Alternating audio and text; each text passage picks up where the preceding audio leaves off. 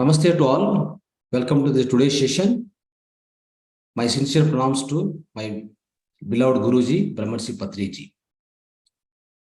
Friends, today's topic is soul evolution, the different stages of soul. We are going to discuss in detail. This is very, very important spiritual concept, spiritual wisdom. I can say it is a highly important spiritual wisdom. One must understand in this lifetime. Of course, we are also the soul being, as we all discussed in the previous classes. We have been the soul being, we are the soul consciousness. But we need to understand how this soul journey is going to be. The soul journey is called soul evolution, soul journey, different stages of soul. Let's understand in detail, friends. First of all, we are the soul consciousness. We take birth in the human form. We are the spiritual being. We came to the earth planet for the physical experiences. That's called human experiences, my dear friends. We all descended here to have a human experiences. That's the purpose of our life, to experience here. I mentioned in earlier classes, the purpose of our life is to learn and to test ourselves, to examine ourselves, to evaluate our performance, what we achieved in the higher worlds. We want to evaluate ourselves. Evaluation, examination, then learning. And also learning is there. And also experiencing a lot of past life karmas. That is the purpose of life on this earth planet, my dear friends. So when we try to understand, the soul journey is infinite. The soul journey is infinite. When it is born, when it is going to be enlightened, when it is reaching to the pinnacle state, there are all the things which are a mystery of this creation. Every soul born as the just infant soul, a just born soul, it has started the yugas, yugas ago, that means centuries ago, thousands of years ago, my dear friends. It means a soul which is just taken the birth from the infinite source, Paripurnatma, Purnatma. So after that, the journey starts. We think that we are here on this earth planet today. We are thinking so lightly about it. In a lighter note, we try to take our life. But if you try to understand, you have been existing right from when Lord Rama was there, when Lord Krishna was there, when all the great ancient sages are here living on the earth planet, you're also here along with them. Try to understand. Since it is almost like 400 lives, 350 to 400 lives it takes in order to get to the nirvana sthiti, that is, in order to get enlightened, it takes about 350 to 400 lifetimes. It means it's about 40,000 years. 40,000 years, 35 to 40,000 years, our soul is born and then it is making its journey life after life. From one life to other life, it has been traveling, my dear friends. So we are so fortunate that in this lifetime, we are trying to understand what is the soul journey, what is the soul evolution, which is taking place all the time. From way back, from very, very, very long time, there's thousands of years back, we started our journey. We are not started today. You think that I'm a physical body, I'm living here. I just born out of my parents. I'm doing education, I'm doing job, I'm doing as a professor, as a lecturer, I'm working. And I'm also working as a housewife. I'm a housewife. All these are the roles which are taken, which are the part of your blueprint. You are doing it on this earth planet now. So the same way, this similar manner, You have come to the Earth planet many, many, many times. It's probably about 300, 350 times you have come here. It is not the first time or it is not the third or fifth time. You have come about 300 to 350 times. You came to the Earth planet. In order for what? In order to learn, in order to experience, in order to test yourself, in order to examine yourself. That's what you have been doing. So that means, friends, if you try to understand this soul journey or the soul evolution, it is a great journey which one must understand to have a clarity about your life, current life. Once you understand this concept of wisdom, this wisdom of spiritual science, you definitely understand the current life, why this current life is like this, why I'm so, what is the purpose of my life now, what is the relationship between my children, my parents, my husband, and my colleagues, my business, my physicality, what is my physical life, why so many things are happening around me, what is my neighborhood, why the society is like this, because you have been haunted, you have been haunted, you have been lingering about, doubting about many, many things around you which is happening, my dear friends. Since you don't have spiritual wisdom, you don't know about your soul wisdom, you have been getting lot of questions, so many unanswered things which are happening in your life. How do you answer yourself all these things? Can you get all the questions, or can you get any answers, all the answers for all your questions, any textbook or any kind of material science? No, it is not at all possible.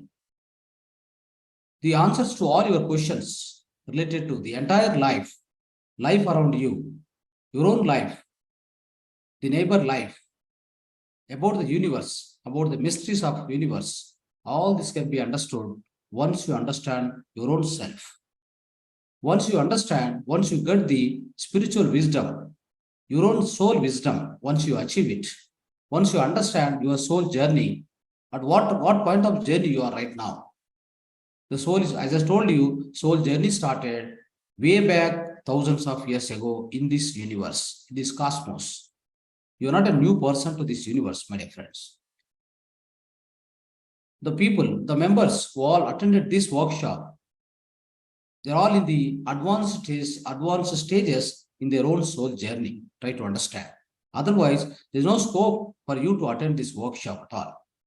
You can't really learn this wisdom in the initial stages of your soul journey. Is highly impossible. The reason being, you are just born a soul where you don't have consciousness evolved. You don't have the urge to understand or the inclination to understand the higher form of spirituality, the higher form of spiritual wisdom.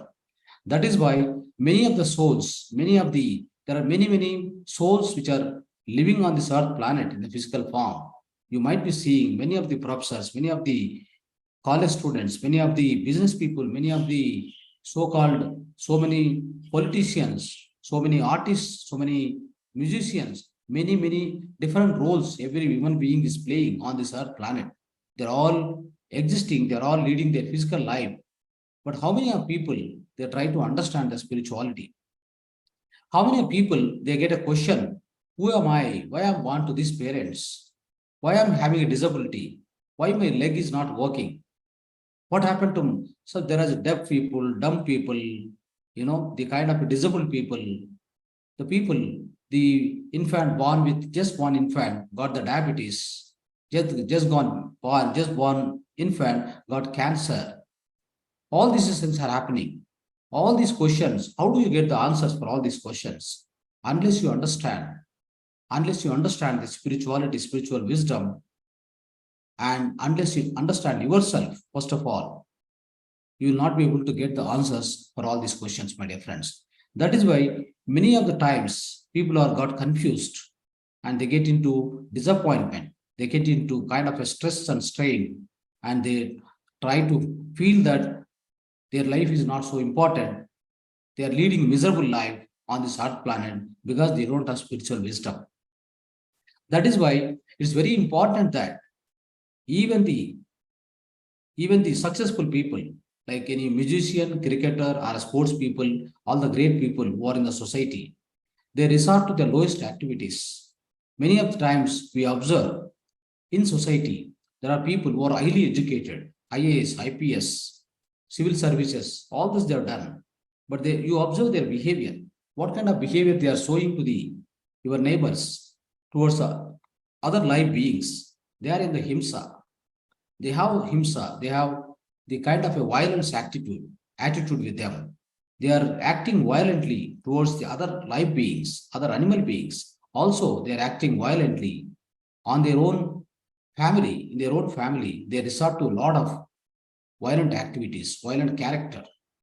They abuse others, they blame others.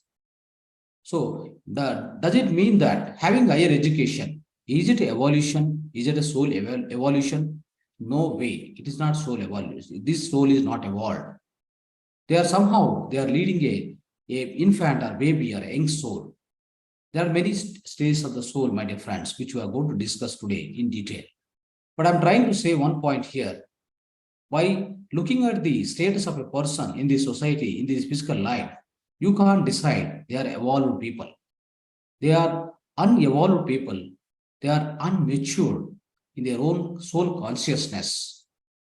By looking at their behavior, by looking at the way they behave with all other life beings, what kind of karuna they have, what kind of non-violence they are leading their life, and what kind of behavior they show to their own family, their own neighbors, their relatives, their respect to the nature.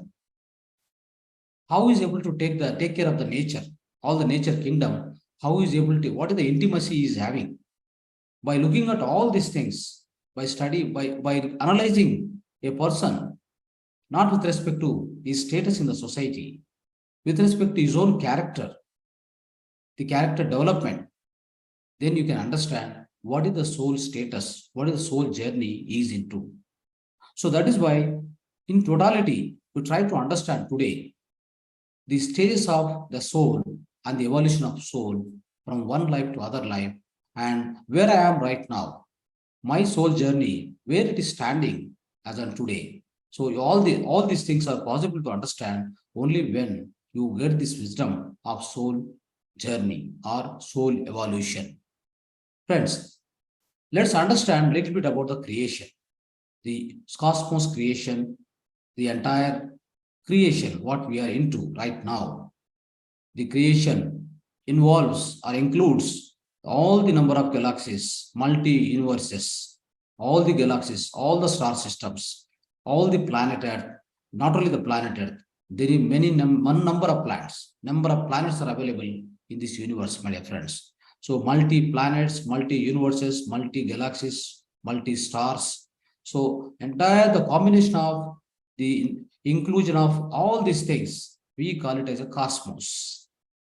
The cosmos is created infinite time ago. It's created. The creation is continuing.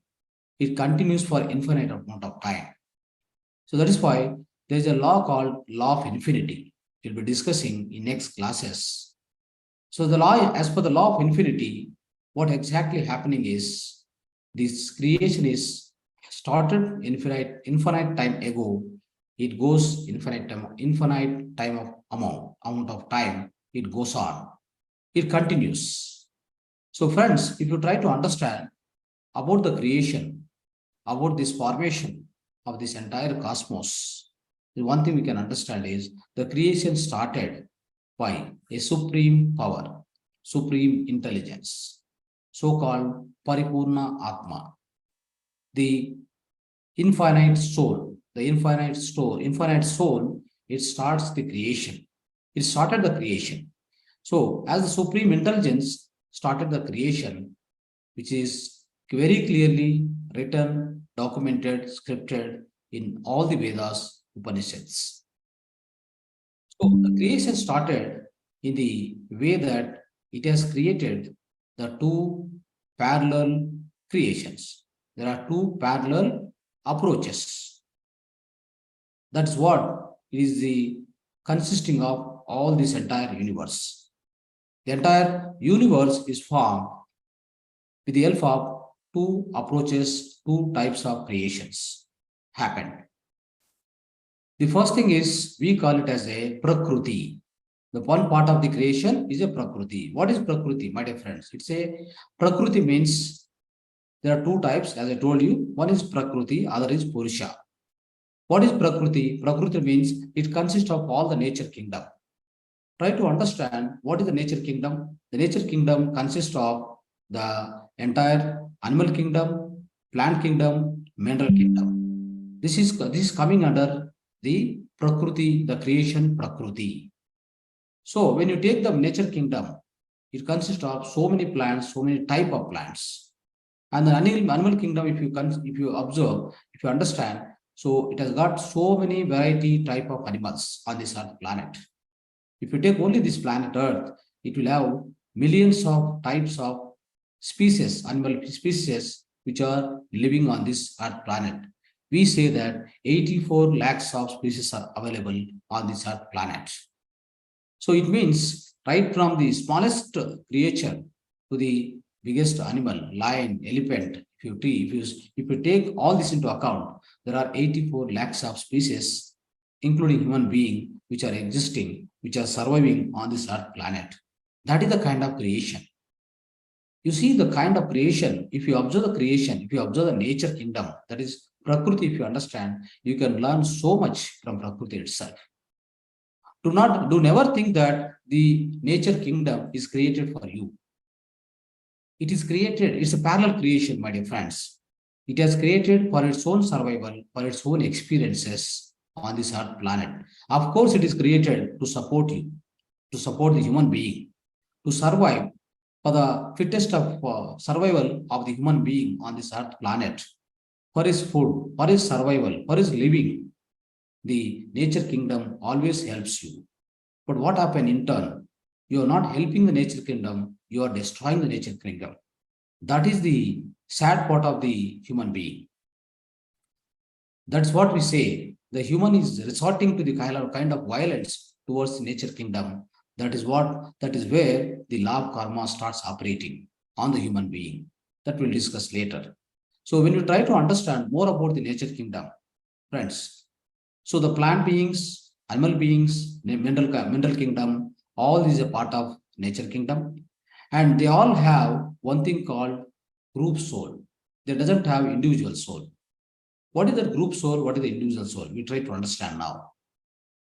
And if you take any plant, let's say a mango tree, which is one of the creation on this earth planet, a beautiful creation of the supreme intelligence. So what happens is it might be billion number of trees on this earth planet will be there, a mango tree. What will happen is all these billion trees of mango tree will have one soul, which is called group soul. There is no individual soul given to the nature kingdom, my dear friends, always.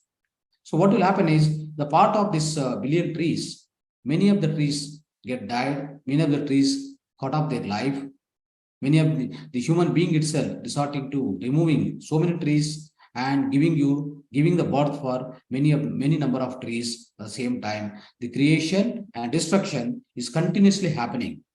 But one thing you need to remember is there is only a one group soul which is conducting the birth and rebirth, birth and death of entire this plant kingdom. Let's say one mango tree.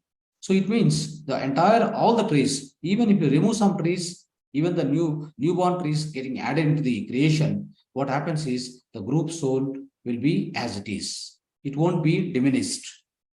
It is the soul which is created, and this particular species of tree, the mango tree, is created on this earth planet. That is one of the creation of supreme intelligence, my dear friends. In order to help in order to help the human being and animal beings, in order for their survival, it is created. Likewise, many of the types of plants are there. Many of the thousands of, as I told you, so many lakhs of species are on this earth planet. Similarly, there are thousands of plants are available on this earth planet in order to help the human being, in order to help the animal beings, my dear friends. That is why we call it as a group soul. And primarily, if you observe, the nature is a pure consciousness. That is why the nature heals you. Nature responds to you. Nature will help you. Even the human beings, many of the times, we take the rescue from the nature kingdom. You try to see, there are trees like neem tree, lemon tree, the kind of medical plants are there. There are many medical plants. There are the plants which will provide the food. There are the plants which provide the furniture.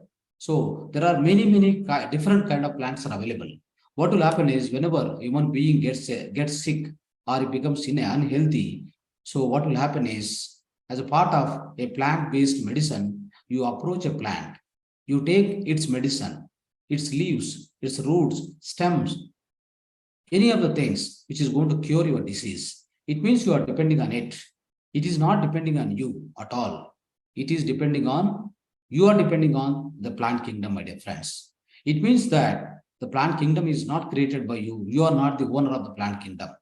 Many of the times we feel that we are the owner of plant kingdom and we keep resorting deforestation, removing the trees, cutting up the trees, and violently we are doing it. We again pick up a lot of bad karma out of this by doing that. By doing recklessly or by doing without having any reason, logic behind it, we keep on devastating the forest for the sake of what? For the sake of again non-vegetarian. Many of the things are happening, my dear friends. The entire so vast Amazon forest, most of the forest or some part of the forest has been removed. Deforestation has done by so-called the advanced countries. They have done it. What they are doing there, they are growing food for the animals. What for? To extract meat out of the animals. Is it really the fair thing we are doing? Is it the reasonable? Is the justified thing we are doing against the nature kingdom? No way. That is why we need to face the lot of calamities, lot of floods, the unreasonable behavior of the atmosphere, the nature imbalance is happening on this earth planet because of the kind of violent character, the violent activities towards the nature kingdom, my dear friends. So let's understand about the nature. What is happening is in nature kingdom, we don't have single soul, individual soul, we have a group soul. At the same time, try to understand, we also have one thing called, there is no free will in the nature kingdom. Try to understand this. So if you understand the free will, what is free will? What is the will which is available with the human being, which is not there with the Prakriti creation? So the free will means you can do whatever you wanted. You cannot, you don't need to do it. You can do it. All the possibilities are there. You may want to speak, you may not want to speak. You may want to help, you may not want to help. You want to damage, you don't want to damage. Anything which is depending upon your own decision. That's what human being does. But this free will doesn't exist in the nature kingdom. Try to note this point. So as there is no free will, it doesn't work with law of karma. There is no law of karma applicable to the entire nature kingdom, my dear friends. What happens is the tree or a plant starts living on its own. It goes with the creation. What is the creation? The sun is a creation of the supreme power. The sun is there, water is there, a carbon dioxide is there. So what it does, it takes the help of only nature. It never depends upon human being, first of all. To make its own food, it never depends upon the human being at all. You're always interfering with the nature kingdom. Nature kingdom doesn't come and interfere with you. That is why what happens is, it goes with a basic instinct. What is the basic instinct of a tree? One basic instinct is, it makes its own food out of the natural elements which are available from the mother nature. So, which are all these things, all these nature elements, once it takes, it synthesizes itself and it generates something called glucose inside it. The glucose is the energy for the entire plant. So it means through the glucose, of course, it produces a lot of proteins, lot of vitamins, lot of nutrients to the all other animal beings and human beings if they eat that particular plant-based food. Friends, in this manner, if you try to understand, the nature is only having a basic instinct, produce the food. How it makes the food? With the help of all the natural elements, it makes it a food for itself, and also out of its own the food made, and out of its own leaves and stems and fruits and all these things, a human being and animal being also get the food. So that is why if you observe it, it is in only it's only in serving the others. It is never going to do any harm to anybody. It's not going to give any kind of a violence to any other things. And that is why it doesn't come under the purview of law of karma, karma siddhanta. It is always out of the karma siddhanta. The reason is it is living with the basic instinct which is provided by the supreme intelligence. So its only basic instinct is to produce a food, to grow, always grow. If you observe the tree, out of any bad circumstances, out of so much the nature, the weather complications also, it will be always keep growing. A human being must learn from the plant. It takes the roots into the deeper into the ground. It starts growing upwards. That's what the life we also need to do. We also need to ground it in we should be humble, we should be grounded. At the same time, we should be start growing upwards in our consciousness, my dear friends. If you observe the plant, that's what it does. As it is growing, it doesn't have any selfishness. The plant kingdom, what it does is, though it is growing in the upward direction, it also serves lot of birds, lot of animals, lot of human beings. It's always doing its own dharma, giving the food and survival and health and kind of a medicine, what all the things, it's always doing its own seva and dharma. That's what the nature, my dear friends. The nature is so, it is so called, you can say, having a lot of karuna, having a lot of self, as having something called service towards the all other beings, my dear friends. So that means the nature kingdom is really going through the something called the basic instinct. It is living with the basic instinct. Always you remember this, including mineral kingdom also. Then mineral kingdom, lot of minerals are available in this earth planet. So with the help of the lot of minerals, the human being is surviving today. We have so many chemical elements. We have so many things which are extracting from the ground, from the earth, Mother Earth, and you're utilizing all those minerals in your daily life, and you're leading your life successfully. Otherwise, we have no such kind of development happens on this earth planet. We have no such kind of comfortabilities of the kind of infrastructure. Whatever you say about it, the human being is surviving because of the greatest part of mineral kingdom you are using always. So that is the kind of help you are taking from mineral kingdom, from the plant kingdom. On a day-to-day basis, you are only depending on them. They never depend on you. That's what the point you need to note down. And you are not the owner of that. The owner is supreme intelligence. He has created it, my dear friends. All the other things, rules and regulations, owning the property, owning the trees, owning the mineral kingdom, owning the minings, all these things which are created by human being, the kind of rules and regulations we have created is all man-made. Nothing is decided, nothing is given by the mother nature or the supreme intelligence. No right is given to you by supreme intelligence. You are not the owner of anything here. You are a traveler. You came to the earth planet. You are a traveler. You are a student who came to the earth planet. You need to learn. You need to do your part and depart. You need to do your duty, and then you need to depart from the earth planet. You know, kind of, you never have any kind of ownership on this earth planet or any other planet or any other star, galaxy, whatever it may be. You are a soul being, you came for human experiences. You are a spirit being, you came for human experiences. Experience yourself, learn, do your karmas, do your survey, do the service if possible for the human kingdom and nature kingdom. Whatever the service you can render to, do it. Then on one fine day, after your experiences, after learning something in a day-to-day, life to life, life after life, then you have to depart. You have no permanent place here. You are a traveler, you came here, enjoy your picnic, and then depart. That's what the meaning of life, my dear friends. It is the true meaning of life. So in this whole process, you will be maturing your soul one stage to other soul, other stage that we'll be discussing a little later. Friends, let's summarize the nature kingdom, that is Prakriti. So try to remember, there is no free will, there is no law of karma operates. And they all live with the basic instinct. They all the part of the pure nature, the pure consciousness. It doesn't have any kind of a mind, my dear friends. Try to remember, there is no mind within the mind is there, but it's limited to the basic instinct, which is provided by the nature itself.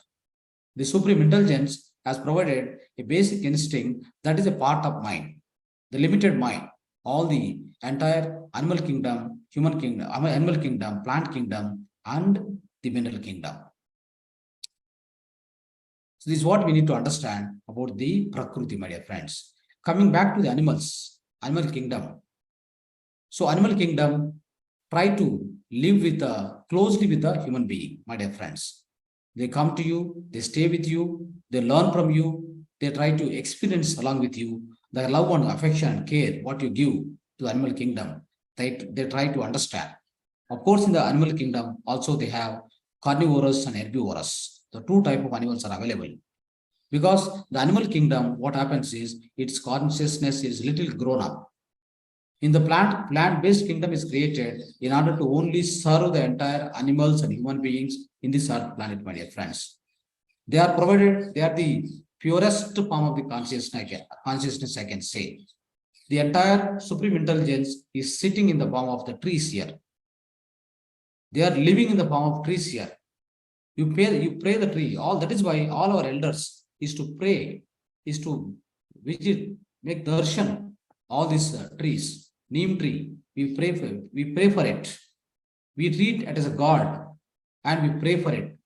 We tell our wishes and we would like to get back with the fulfillment.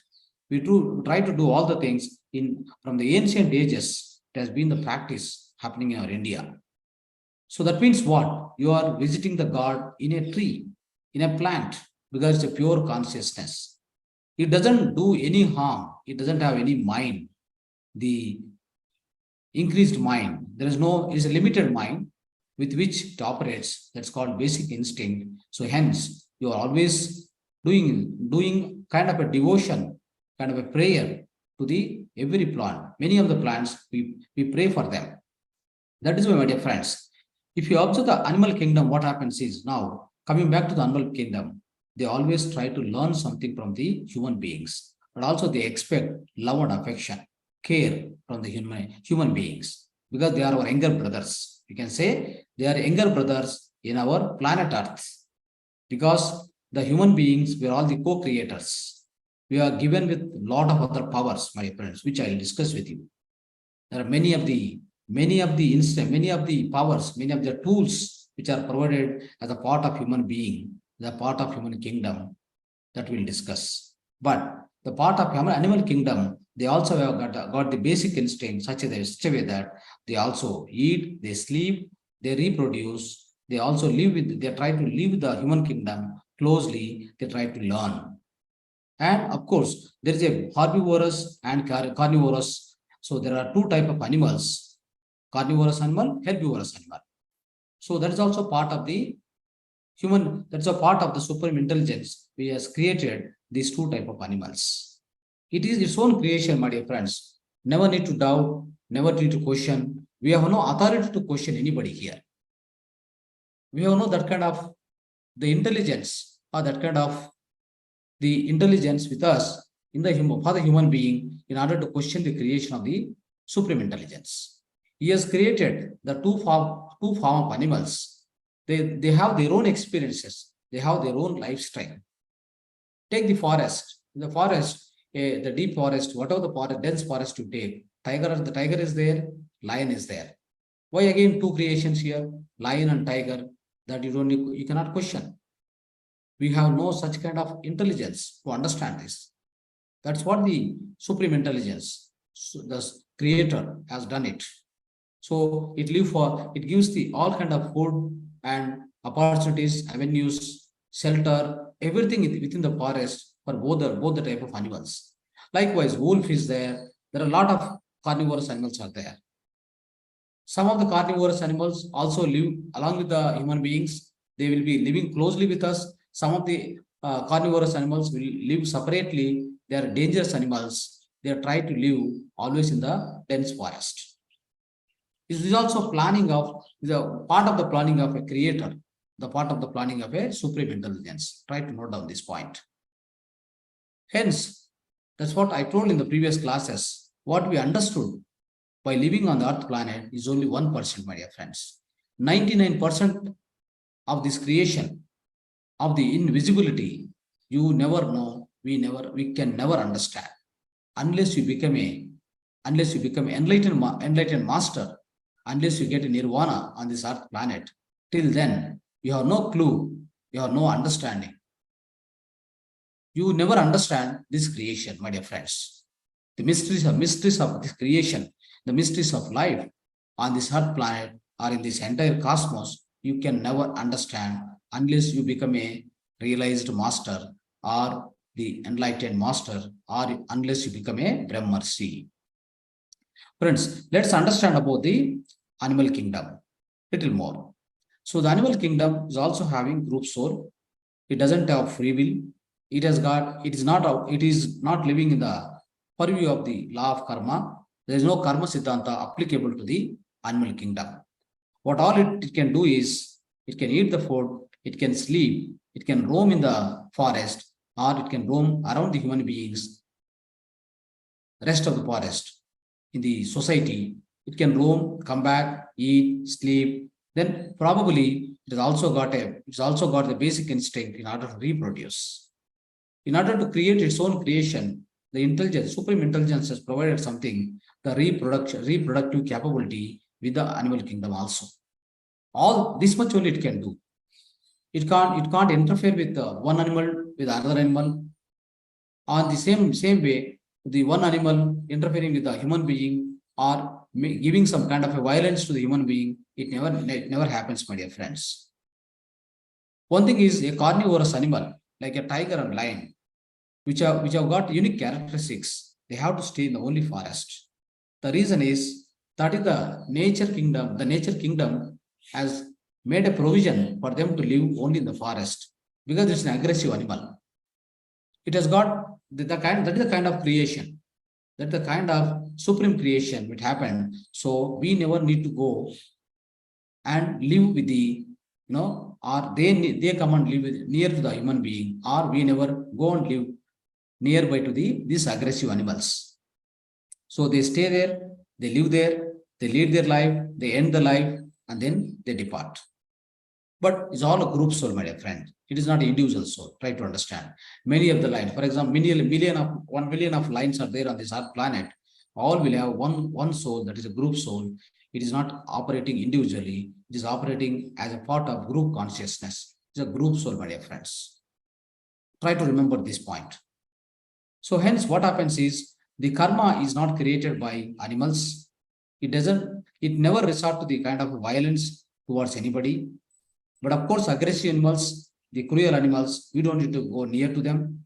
Then what happens is they need a food. They don't know anything about other things. Only they need food. They take food out of the kind of other animals, all other carnivorous animals who are created also, which are also created as a part of the food.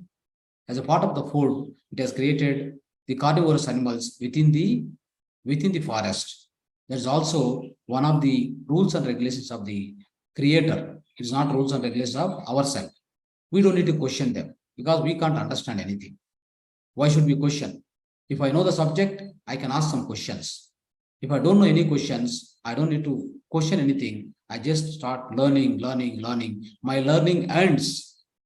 My learning of understanding of this universe, this cosmos ends only when I get an enlightenment.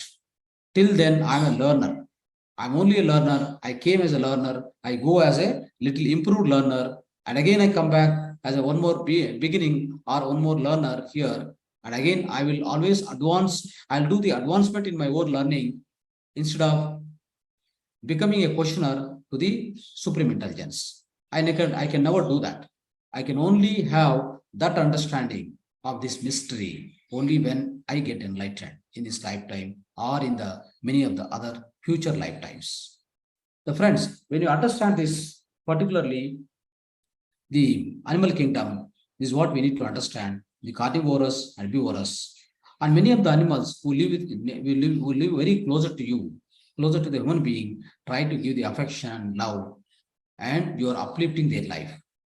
What will happen is in the animal kingdom itself, what will happen is there are cats are there, dogs are there, or the kind of the herbivorous animals. You have a elephant, and then deers, sheep, goat. There are many kind of animals in the herbivores also. There are many kind of animals are available in the carnivorous. So what will happen is there is an evolution within them. The soul takes the form of elephant. There's a group soul, and what happens is once, let's say, one particular the cat is there, the cat will learn some kind of a things from the human being also. It will start growing into the next life. It becomes a dog or something like that. So likewise, what happens within the animal kingdom, there's a possibility of the evolution. The soul evolution will happen from one life to other life. Maybe some of the lives, for example, a dog lives for about 10 years or 15 years, not more than that. So what will happen? It learns, it try to live here with a basic instinct, it also try to learn from the human being, because we are the brothers, we are big brother for them. They are younger brothers to us, all the animals, I'm telling you. Some of the animals you don't need to touch. Let them live on the earth planet, the part of creation. They think, they eat, they reproduce, and they'll be living, then depart. Like a snake. You can't go and get a snake and put inside your house. That can't stay with you. Maybe it harms you also, because it has got a fear. You know what happens? There's a consciousness existing everywhere. I told you in earlier classes. There's a consciousness exists right from the mineral kingdom, animal kingdom, and plant kingdom. Everywhere there is a consciousness, my dear friends. What happens? The consciousness operates in every being, every life being. You can communicate to the plants also, I told you, through the consciousness communication. Through your consciousness, once you get connect to the other consciousness, with your consciousness, with the thought power, you can communicate with them. Similarly, it happens to animals also. The moment you start operating here, a fearful thought, the animal gets detected. What happens? You try to understand. Many times, a dog itself will detect the vibrations of a earthquake which is going to happen, which will run away from one place. Even all the birds, they try to understand there is going to be an earthquake. Can human being understand this? Yes, it is possible, but we lost that instinct. Why we lost the instinct? Because of the developing of our societal mind. We lost our intelligence because we are not living with the nature. We came way forward, way out from the nature. Nature is not connected with us. We are not connected to the nature. We are living in the non-nature oriented life. Against the nature we are living, my dear friends. That is why nature signals, you can't detect it. That's why we use technology to detect that. Even the technology is getting failed many a times. It's not going to detect perfectly your calamities, your floods, your earthquakes. You can't detect it. But dogs, animals can detect it so nicely, so accurately. They try to detect. They take their way. They change their way of. They change the place of living basing on the indications and the vibrations they receive in the form of frequencies. They are also frequencies. So all the entire nature responds with the frequencies, different frequencies. So that means what happens is animal kingdom is having this kind of basic instincts, my dear friends. So we need to let them live. We need to let them live and we live. Live and let live. That is the approach we need to take with respect to all the animal kingdom. Never resort to any kind of violence. No non-vegetarian is what I'm trying to understand. Because they are also the part of consciousness. They are created by God. You never created. You don't have not even not 1% of power to create anything, my dear friends. Then how can you destroy something? You're not the owner. Let's say you have one bike. You're owning it. You can destroy it. You can use it. You can throw it. You can gift it. You can do anything. But if not, it's not your vehicle. You are not the owner of the vehicle. Can you do all these things? If it is belongs to your neighbor, can you do all these things with that vehicle? You can't do it because you are not the owner. Similarly, you are not the owner of this animal kingdom, plant kingdom, mineral kingdom. How can you resort to the violence? It brings a lot of negative karma, my dear friends. You are going to be under the strict vigilance of law of karma. Try to understand. Let's come to the human kingdom. I will explain you. You are under the purview of this karma siddhanta. You can never escape. It creates the continuous cycle of birth and rebirth because of this only law of karma. That is why be aware, be careful with a great, alertness, awareness, behave with the animals, behave with the plants, behave with the mineral kingdom. Never take it lightly, in a light note. Your behavior, show the affection, show the care, give the training to the animals to come up with their own soul evolution.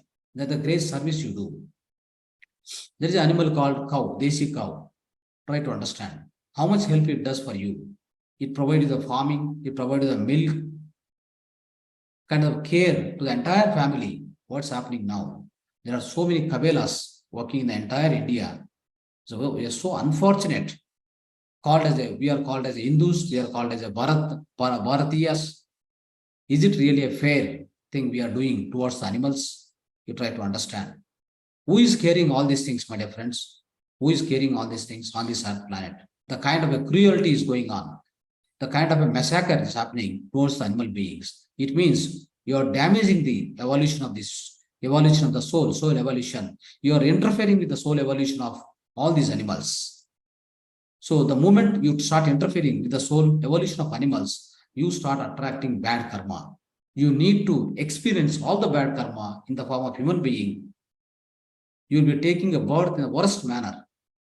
All the life you have to suffer. Of course, you don't know. You are unconscious. You are sleeping, my dear friends. You are not alert. You didn't woke up from the sleep. Then what will happen? So that is why the importance of spirituality comes into the picture. That is the importance of the spiritual science, spiritual education. Hence, it is important to give this imparting the spiritual science, spiritual education for the child right from the age of 2 years. Friends, so let's summarize the animal kingdom. Animal kingdom is also living with the basic instinct. No doubt, it is the purest form. It is excellent. Okay, so which also helps humanity in many of the ways. It helps you in the farming. It helps you in order to take the burden of your things, and many of the things it does. Human being is also taking help from the animal kingdom. That is why the co-creation happened, my dear friends. The co-creation, why it happened? By the supreme intelligences, the animal kingdom, nature kingdom, plant kingdom, it keeps helping the human kingdom. The same way, the human kingdom also going to help back to the, creating a forest, planting more trees, do all that. Create more and more greenery on this earth planet. Create more water bodies. Do the natural farming. And don't interfere with any kind of animal. Never interfere with the animal. Only help, feed them, give the food, give the shelter. Of course, for all carnivorous animals, you don't need to give anything. They live on their own. They live with the nature, they take care of themselves. You don't need to take care of them. Probably it cannot come closer to you. You cannot go closer to that. Because with your own consciousness, what happens is the moment you give any kind of a thought, a fearful thought out of your consciousness, what will happen is that particular animal will detect the wrongful thoughts or fearful thoughts.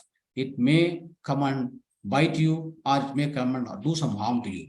That is why you don't need to be near to the kind of a carnivorous animals or the dangerous animals.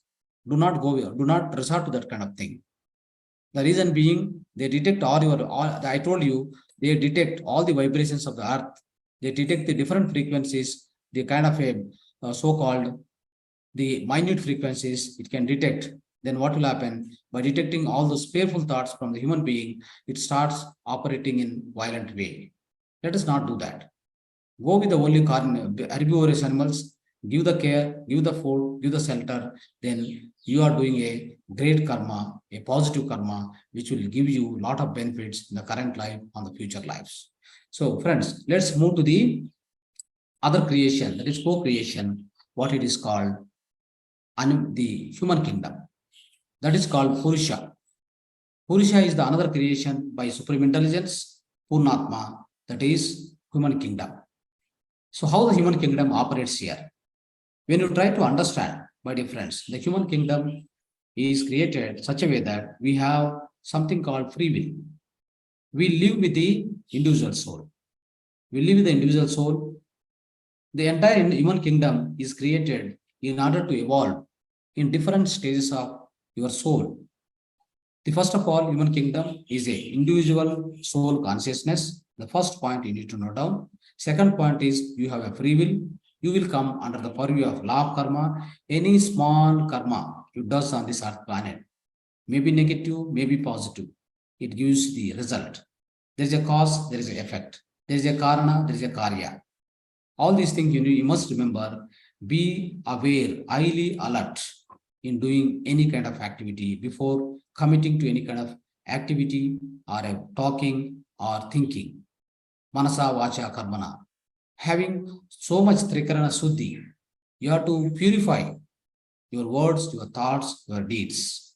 Then only you will be able to pass through, surpass this particular law of karma, and you will be out of, or you will be always trying to be away from the law of karma. That's only the possibility by purifying all your three things, always, my friends. Your actions, your thinking, your deeds. Sorry, your deeds, your action, your talking, your words. Manasa, vacha, karmana. Bhavana kshetra, vak kshetra, chesta kshetra. These three are so essential, my dear friends. Human being has to be completely or absolutely conscious, highly conscious about these three kshetras. Then only you will be going towards the self-realization. Your soul evolution starts happening when you are careful about, when you are so aware of these three things. Try to understand. Anyhow, so we are living with a single soul. We have an individual soul. It will be start evolving. The evolution happens right from the just born soul till the last and the highest state of soul, which is infinite soul. That's called Paripurna Atma. We'll be traveling from one stage to the highest stage, my dear friends. I will describe you that in short while. So the thing is, friends, the individual soul, as I told you, the individual soul will have its own evolution. It has got your own birth. Its birth and death. It will be continuously happening. Try to remember this point. So that means we have started our soul journey way back thousands of years ago, and we have been continuing our own life journey, soul journey, my dear friends. And also, if you observe your own physical body, friends, it starts just just taking a birth as a infant, that is a physical body, infant, then comes to a kid, then comes to adult, then comes to the old age, then pass away. It means there is a growth. Even in the physicality, there is a proper growth of a physical body, human being or animal being, whatever it may be. That's a kind of a growth that happens in the physical body. Try to understand, in our own physical body, there are more than 1 trillion cells are there. Cells are our building blocks. Many times we discuss that. So it means all the cells, 1 trillion cells, every cell acts as a separate entity. Try to understand. We are the colony of cells. We are the colony of cells. It means every cell is an individual consciousness, my dear friends. I told many times, every cell will have its own mind, its own consciousness. A human being is made up of, constructed by 1 trillion cells. All 1 trillion cells act in or togetherly formed as a physical body. Though the physical body appears as a one single unit or entity, physically as well as spiritually. Spiritually as an individual soul, physically as an individual body. A physical body appears here. But if you dissect it, if you try to understand the deeper perspective, physically also we have 1 trillion cells. Individually, in the spiritual perspective, if you understand, it's a group of individual consciousness of all the soul, all the cells. You are together is called as a individual soul. It means that though you appear as an individual soul in the form of evolution, your soul journey, but of course, it is the evolution of all the cells within you. That means 1 trillion cells, what it has. Every cell has got its own mind, its own consciousness, my dear friends. Of course, the group consciousness of all these individual cells forms the something called an individual soul for a human being. So we live and we make our journey with that individual soul from one life to other life, from many lives. We have been making a soul journey throughout the cosmos, in the cosmos, my dear friends. So let's understand. Now let's get to the point of understanding on this human kingdom, that the co-creation, the free will is always there. You can do anything. You can feed the food to the animals, you can kill the animals. You can talk to others, you can stop talking others. You can help others, you stop helping others. You can do damage or you can do construction. You can fulfill others, you may not fulfill others. Likewise, many possibilities, many permutations and combinations are there within human kingdom. That is called free will. The free will is very much given to you. The tool is given to you. Now you operate. How you are going to operate is a double-edged sword, my dear friend. If you operate in a positive manner, in a constructive manner, it brings positive karma. The free will is something like a tool given to you. Now, if you operate in the negative manner, you are cutting up something, you are damaging something. Instead of going on the constructive mode, you are going to the destructive mode. It brings negative karma. That is why the free will which is within your purview or operation, be careful on operating of that particular free will. So because of that free will, we are under the purview of law of karma. Friends, this is the thing you need to understand. Let's go to the stages of soul, which we need to understand. The stages of soul, all the different stages of soul. Friends, we start just born a soul, which is infant soul from the supreme intelligence. The creator has given a one infant soul, which has taken a birth on this planet or any other planet in the universe, just any star, any galaxy system. So what will happen is, just born soul is called infant soul, which lives with the Muladhara chakra. We have 7 chakras, 7 bodies, 7 lokas. I'll give you more details, or I'll discuss this topic maybe tomorrow, day after, whatever. So what will happen, friends? We are having 7 chakras in our body. When you born as a just infant soul, a just born soul on this earth planet or the physical universe, you start your soul journey starts now. So taking birth as infant soul, you have all the characteristics of tamoguna. You are operating the Muladhara chakra. You have only a kind of a more or like your characteristics are similar to the animal. You only have lust, you only have reproduction, you only eat, you only sleep, and not doing much, not trying to understand the nature or your surroundings, not even understanding your own family also. Of course, you will have family. You'll be spending almost like a 50 to 70 lives in this particular just born soul, that is infant soul, my dear friends. Of course, you may get some religious nature. Maybe some prayer, you'll be doing it. You will never be serving others. No way. You are so selfish, the character. Muladhara chakra. It is grounded, my dear friends. So it means you'll be operating out of all this so-called the primitive characters of a human being, similar to the animal beings, my dear friends. You are so lust-oriented, you have a lot of moha, and you will always try to grab others. What animal does, if it is get angry, go and pluck something. Similarly, you are behaving like animal, my dear friends, in this the just born soul, that is called infant soul. Then let's take the next soul, which is baby soul.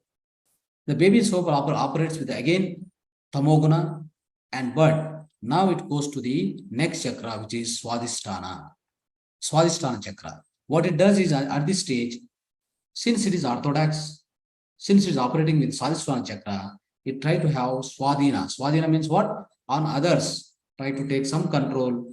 You always try to control others, and you always try to give suggestion to others. Slowly, your mind, you are applying the mind. That means you are living just beyond the animal qualities. Now you are entering into the human qualities, not even the great qualities, but the just above the primitive characteristics. You're trying to operating with them, and you're trying to not helping others, being orthodox, but being religious. You'll be in the religious mode, and you'll be in the himsa also. You'll be doing himsa always, killing animals, eating their flesh, giving torture to others. Even in your family itself, you'll be quarreling with others. You try to behave such a way that everything they have to listen to you in the family. I'm telling you, within the family. So this is called Rajoguna. Sorry, this is a Tamoguna again. Tamoguna operates here also. The part of Tamoguna, the kind of characteristics what you saw here is the little understanding or little evolution happens in your own, the basic characteristics, and you try to operate with them. You try to control others. You try to take other things into your control. Swadhisthana. You always work with the Swadhisthana mode. That is why you operate at the Swadhisthana chakra. This is below your navel, below your navel, my dear friends. Then taking the next, so in this particular stage of life, journey also, you may take so many lives, about 70 lives or so it will take. Because I told you, there are Arised Vargas. Remember this point, Arised Vargas. In every lifetime, every in the soul journey, in all the lifestyles, like in the form of infant soul, in the form of so-called baby soul, you'll be taking so many number of lifetimes. In so many number of lifetimes, what you do is you try to get some control over your Arishad Vargas. One or other quality. I told you many times, Kama, Krodha, Lobha, Moha, Mada, Macharya. So these are the things: attachment, greediness, anger, lust, detachment, attachment, the kind of a jealousy. All these characteristics, one of other character, you will be keep progressing from one life to other life, one soul stage to other soul stage.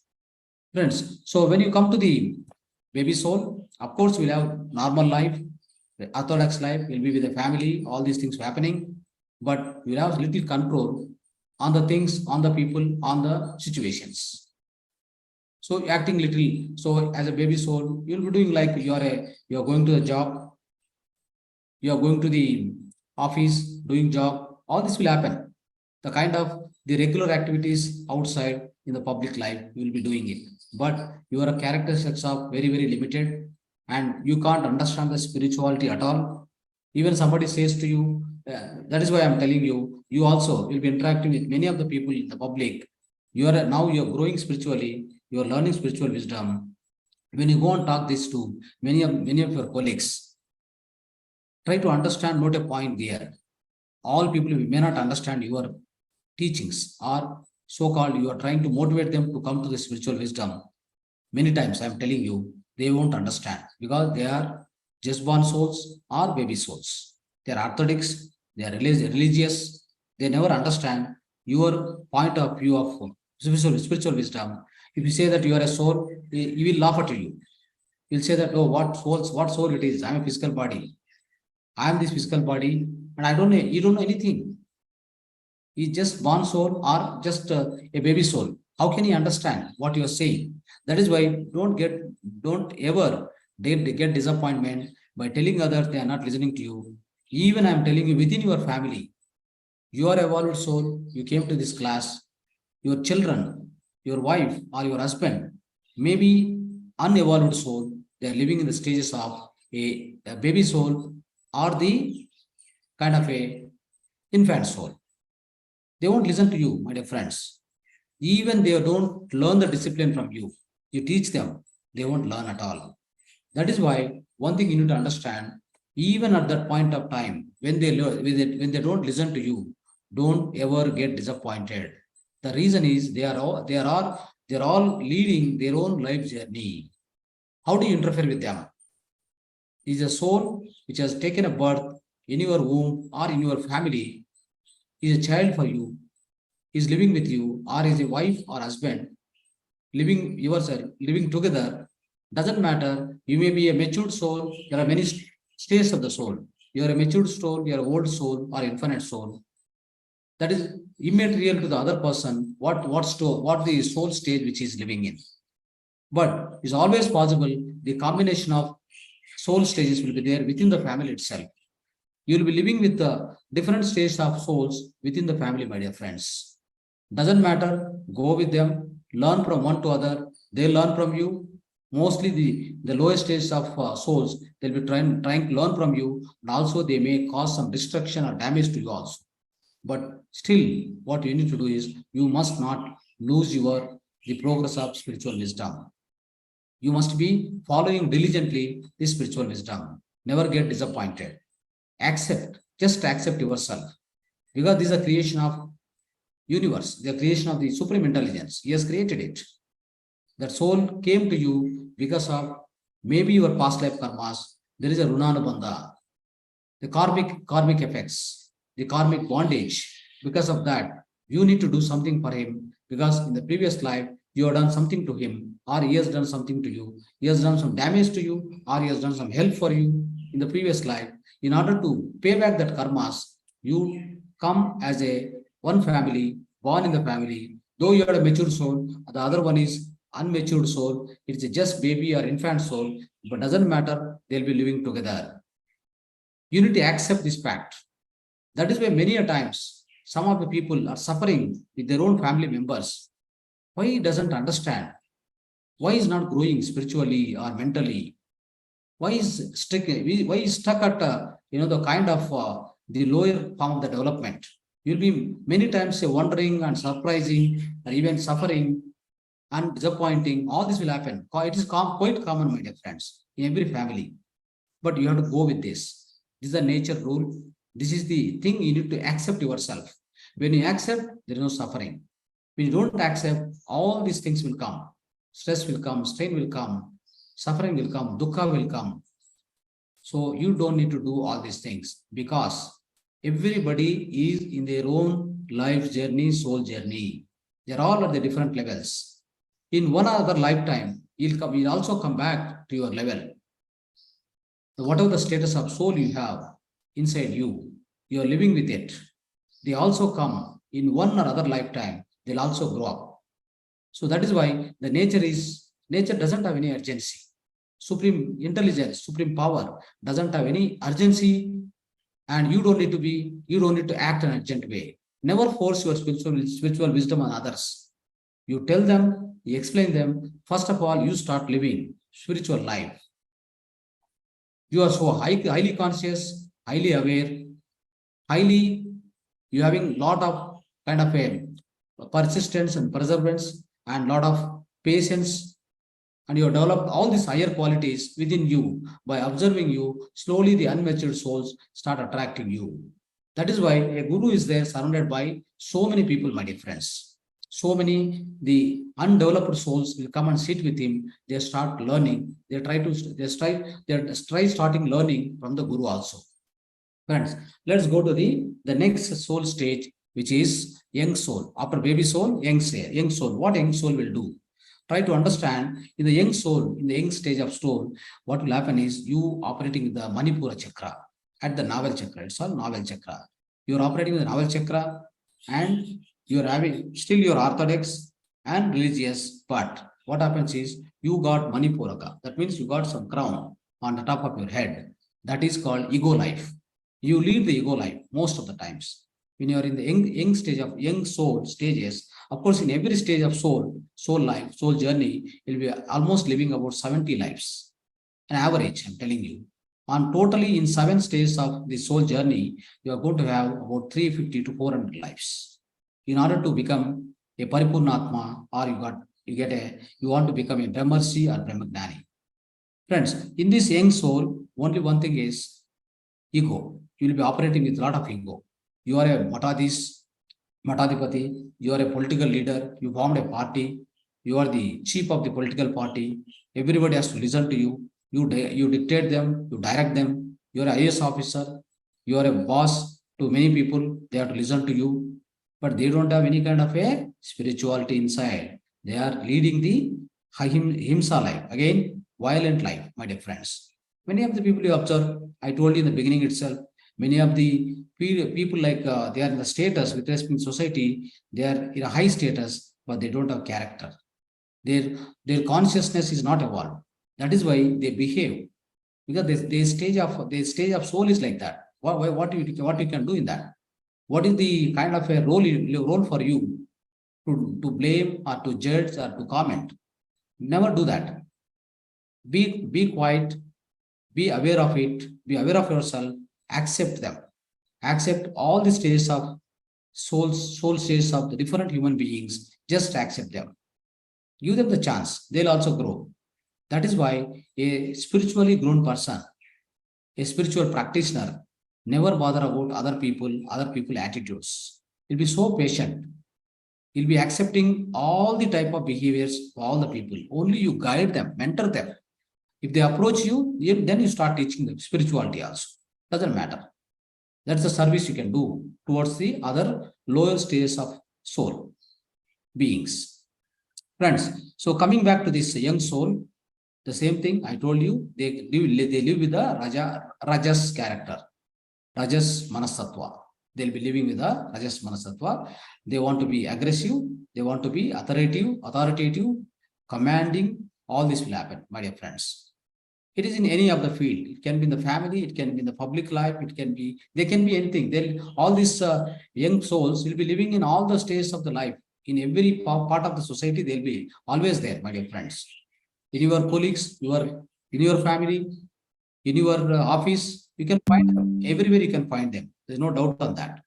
Then going back to the friends, then we are next stage of the soul, which is matured soul. Try to understand here, what is the matured soul? As you are leading the life of this Rajas character till the so-called young soul, what will happen is slowly you get attracted to the some kind of a skill set. For example, you want to become a musician, you want to become a singer, you want to become a poet, and you want to little by little. As when you reach to the young soul, you start at the end of young soul, the end of the stage of the life in the soul journey, at the end of the young soul evolution, you start getting ideas of learning something, to be creative and reproducing something, recreating something, giving some kind of a creation to the outer world. And you want to be acting like a great sportsman, you want to become like a great musician, great singer. So these kind of skill sets will also start, my dear friends. But of course, here also, but here what happens is you will be living with Anahata Chakra, that is this part, the heart, at the heart level. At the heart level, you have some kind of a little purity is there within you. You are not so harmful to anybody. You are fully focused on your own creation, on your own activities, which is you are trying to operate your right brain, trying to create something new on this earth planet. You'll be creating a lot of arts, lot of you'll be directing a great movie, which is going to be the kind of a different in nature. Likewise, you'll be writing the very good stories, which is also your own creation, my dear friend. You never copied from anywhere. Likewise, you sing the songs like Bismillah Khan, or as a musician, the great musicians, like you become a great musician. So all these things will happen, the part of this so-called old soul. Of course, you are still you be a non-vegetarian, you be a himsa pravurti, all will happen. But you'll be operating with Anahata Chakra. Here also you'll be leading many lives, my friends. Here also you will have family life again. You may be having family life, you may not be having family life, but you will be living in the society and you will be everywhere. But I observe many times, Even musician, I'll ask him, are you a vegetarian? He says no. He is a pure musician, great musician, having excellent skills in the music as a musician, but he is always, going against the nature. Again, you'll be eating non-vegetarian. Even many of the musicians in their own lives, they'll be doing a lot of, other things like, not so aggressive, but to an extent, they'll also be resorting to kind of violence towards their own family members or outside family members. And still, they'll be having a kind of a selfish goals. They want to earn huge money by becoming a great musician. They want to earn, they'll not be going out of this, the kind of lust and all these qualities are there, six Arishat Vargas are there, six qualities of the life they'll be having. They are gross rooted in those qualities. They are not out of there, they are not in the purview of out of these qualities, my dear friends. They will have attachment, they will have jealousy. One musician is growing, I want to become more than him. That's called jealousy.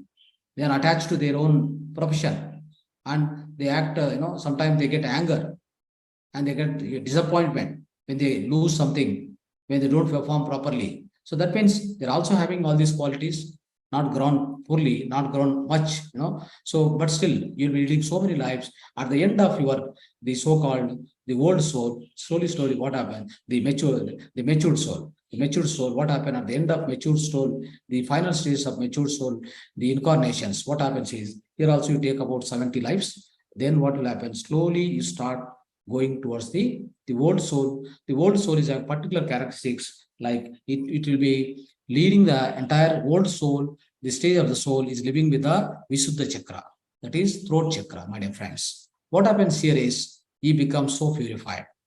With respect to what? Manasa, Vacha, Karmana. He will be starting his own spiritual journey.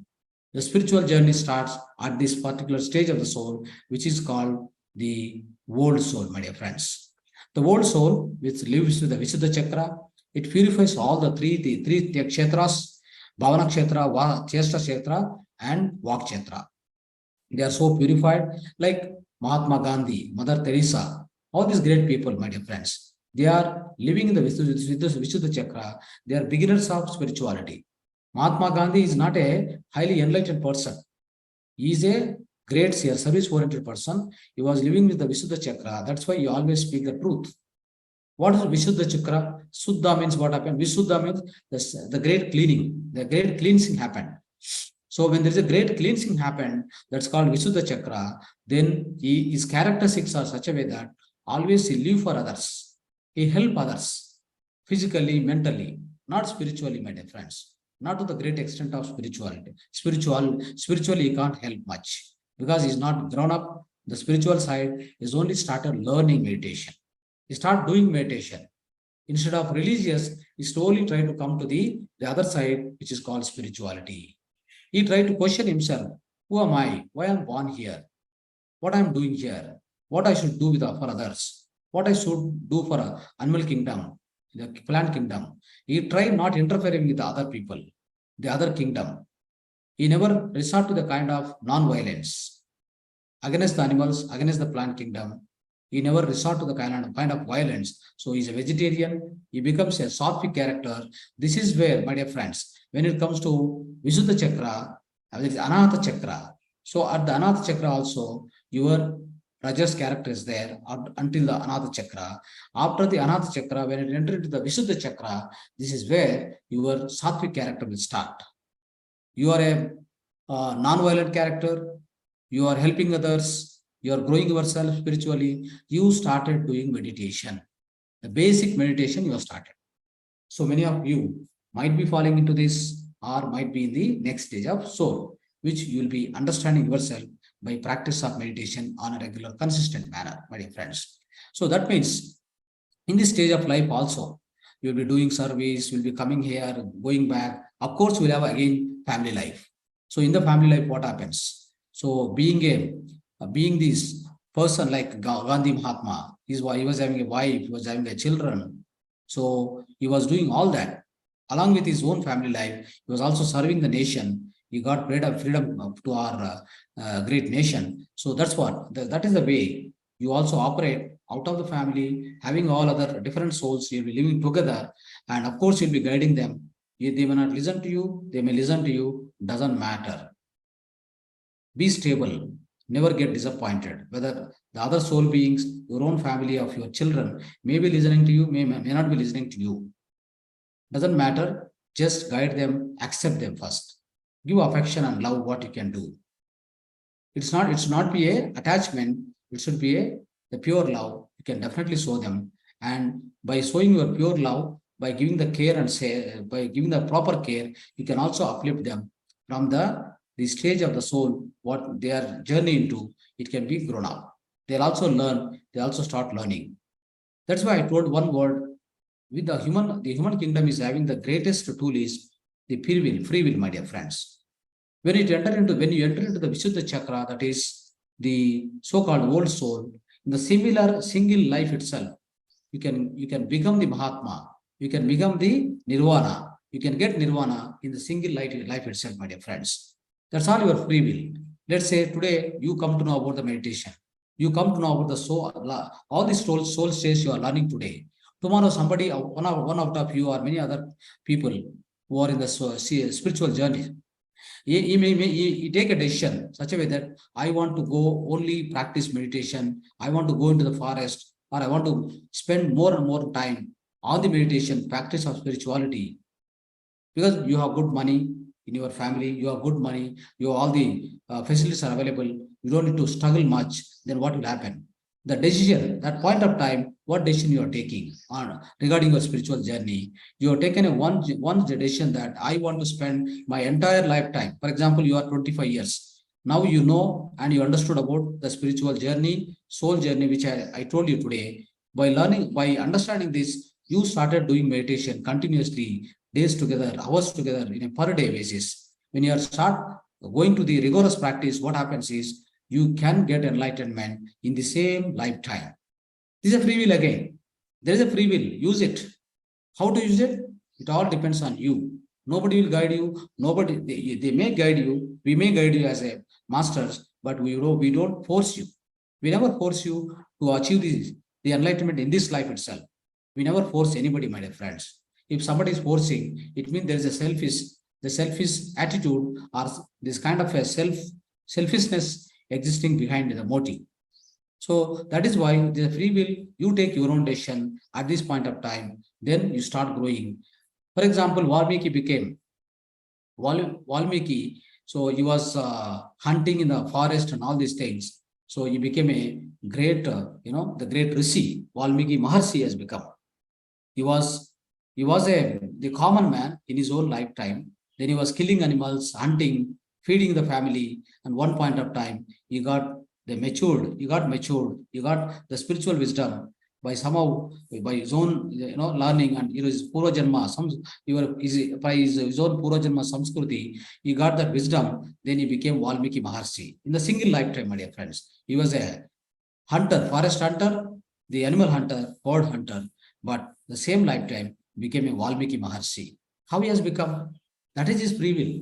He has applied it successfully and he has become a Valmiki Maharshi. So that's possible very much with all of us, my dear friends. So this is called old soul, Vishuddha chakra. You started learning meditation, you're gaining some cosmic energy, you are getting some experiences of meditation, and you are feeling so happy, you're out of the stress, out of the strain, and you are leading a peaceful life, and you're understanding yourself more and more. You are able to accept others, you are able to coexist with other people, with your family, within your professional life, business life. You are having some patience, getting more and more patience, and having a lot of peaceness inside. Tranquility is increasing inside, and you are highly performing because of the great concentration, great memory power, and your sleep requirements will get reduced. All the meditational benefits will come to you at this stage of soul journey, my dear friends. You'll be leading again here, maybe around 50 lives. You'll be leading again. The soul journey continues for 50 more lives, because it doesn't end, friends. Whatever, that's why I'm telling you, your free will is very stronger. You want to pursue the spiritual path in a strongest way. That's your free will. Of course, you can reach to the pinnacle of the spiritual pinnacle. You can definitely reach, no doubt. Friends, let's go to the next thing which is transcendental soul. That is Vimukhatma. Vimukatma. What is the meaning of this transcendental soul stage? This is one of the soul stage, my dear friend. The sixth soul stage, I can tell you. So what happens here at this point of time? So basically, you are doing meditation, you are the spiritual path. Of course, you have family here also. And you are living with the Agnya Chakra. What will happen is your intensity of meditation increased. Your spiritual path, the pursuing the spiritual path is rigorous in these particular stages of life. Most of the times you observe many people who take the birth in a normal common family, then as they are evolving, as they are growing, they become infant baby, then you become, kid, then you become by the time of kid, and then go to the young age. What happened? They realize themselves, they start pursuing only spiritual path. For example, Adi Shankaracharya and Swami Vivekananda, Ramana Maharshi, all these people, all the great masters, what they have done, they came to the certain stage where, 5 years, Shankaracharya at the age of 10 years, the Ramana Maharshi at the age of 14 years, the Vivekananda at the age of 7 years. That point of time, even that in the physical life, at that age itself, they got the realization, they got their own intuition, because they have past life samskruti. That means Purva Janma samskruti, they have inside. What happened? They started their own the spiritual journey, the spiritual practices rigorously. Then what happened? They became great masters. They reached to the pinnacle in the spirituality. They became great masters, the grand masters on this earth planet, my dear friends. Similarly, in this particular the stage of soul, that is Vimukatma. What happened? Vimukatma means what? You are providing vimukti. You are going out of vimukti. You are providing vimukti. That is liberation. You are getting liberated from all the worldly dukkhas, and you are providing vimukti to all other people who are wishing for it, who are coming to you. You are teaching them. You are trying to teach them. For example, in your own family, you are doing meditation as a part of old soul. You are doing meditation, practicing, doing it. Then what happened? So when it comes to Vimukatma, what happened? You're also pursuing the spirituality, meditation, and all the great qualities you have within you. They start observing you, your colleagues, your own family members. So they start observing you. Why so many changes happen within him? They start approaching you. What should I do for my own life? Please teach me. Then what happened? You start teaching within your own family. Then you are called Arihanta. Friends, try to understand this Arihanta word. Arihanta means, Ari means 6 qualities. Hanta means you have Hanta. That means you have finished it. You win over them. So that is the stage where in the Vimukatma, transcendental stage of soul, you became a Vimukatma, you got liberated, you got the enlightenment, such a way that your spiritual progress is higher and higher. So that is why that is here at this stage of soul. What happens is your third eye gets activated. You are living with the Agna Chakra, my dear friends. When your third eye gets activated, what happens? You pursue the higher world things, you communicate with the higher world beings, and you will be able to understand the higher world wisdom, spiritual wisdom. Then you obviously become one with the nature. You will become one with the supreme consciousness, and you become one with the cosmos, my dear friends. Your cosmic body gets activated. So that I will explain you tomorrow. So what will happen is now, so you became a great master. You became something called Arihanta. In the same life, what happened? Along with the Arihanta, that is the one status you achieved.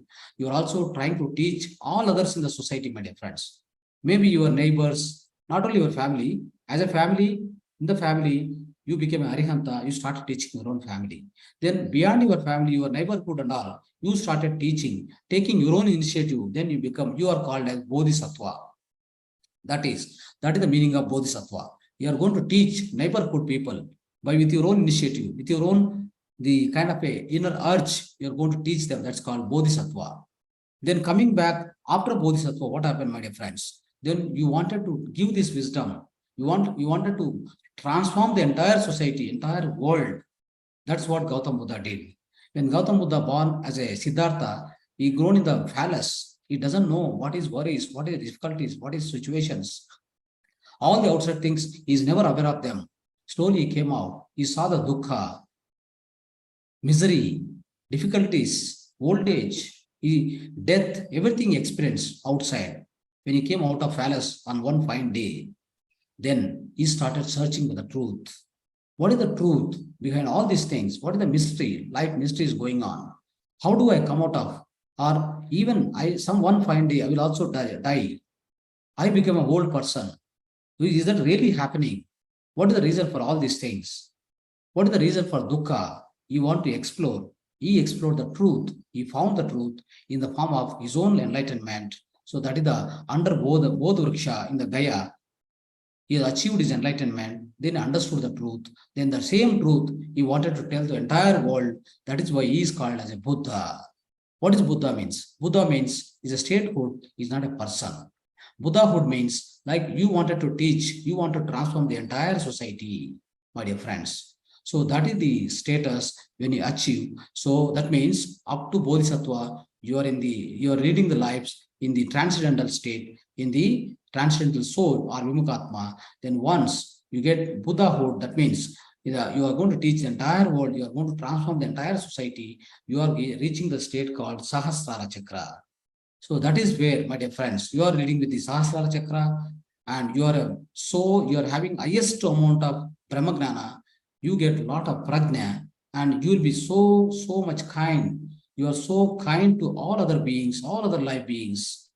Then what will happen is you get the equal with the creator, equal with the Paripurnatma. You become so that means you become infinite soul. When you become infinite soul, you can also generate infinite Amshatmas again. That means you are given with the so-called creatorship. You become a Paripurnatma. So that is the entire soul journey started from infinite to the infinite. So once you become a Buddha, you got nirvana, you got enlightened, you got Mahaparinirvana, you got Mahaparimukti, then you are called as a Buddha. So once you become a Buddha, you have no death, you have no rebirth, death and birth. You went out of the karmic cycle. You become a deathless, you become a eternal being in the higher worlds, and you'll be start participating in the creation, my dear friends. You are given the authority of creation. You start creating your own planets, your own galaxies, your own the physical creation, the universes. You will start creating. That is the kind of soul journey every one of us must undertake, right from the infant soul to infinite soul. So it means what happens here is you become eternal being. You'll be living in the higher worlds and acting as a creator. You got the creatorship hood. So that is the purpose of the whole soul journey, my dear friends, from infant soul to infinite soul. So with this, I will try to end the topic. We have exceeded. It's a very big topic. So anyway, let's have some meditation. Please go into the meditation. Who knows the meditation? Who doesn't know the meditation? Start my instructions. Switch off your light. Sit straightly. Observe your natural breath. Sit comfortably on the floor, on the bed, taking a support of wall, support of the chair. Be comfortable. Sit comfortably. Cross your legs, cross your fingers into fingers. Start observing your natural breath. Just focus on your natural breath. Going in, coming out. That is the natural breath. You must start observing it.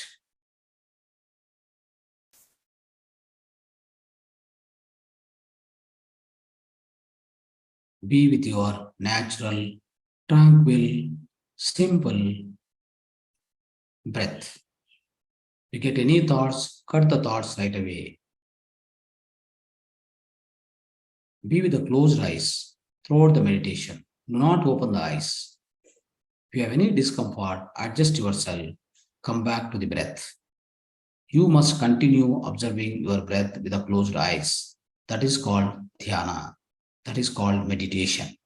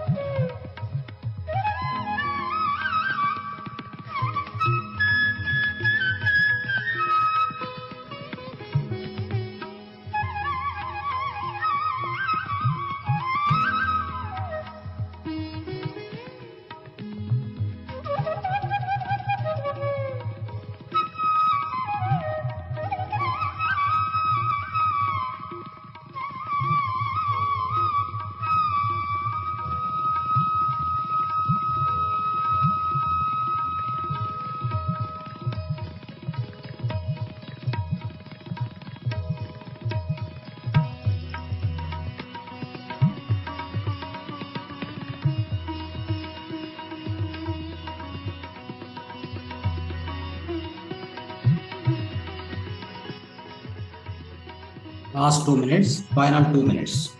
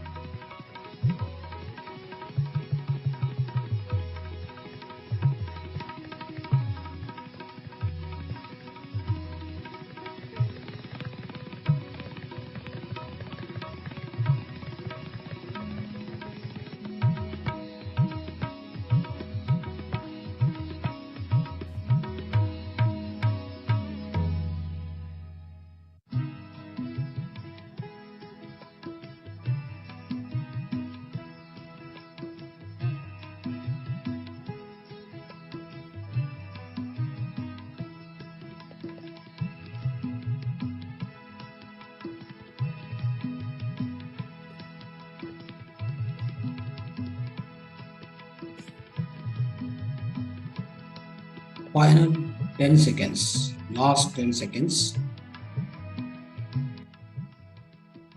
Final 10 seconds. 10, 9, 8, 7, 6, 5, 4, 3, 2, 1, 0. Place both your hands on both your eyes for 5 more seconds. 5, 4, 3, 2, 1, 0. Slowly open your eyes. Slowly take away your hands.